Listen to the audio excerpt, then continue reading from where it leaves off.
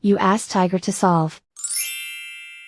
This deals with linear equations with one unknown. The final result is x equals 9. Let's solve it step by step. Group all x terms on the left side of the equation. Subtract 4x from both sides. Group like terms. Simplify the arithmetic. Group like terms. Simplify the arithmetic. Group all constants on the right side of the equation. Add 7 to both sides. Simplify the arithmetic.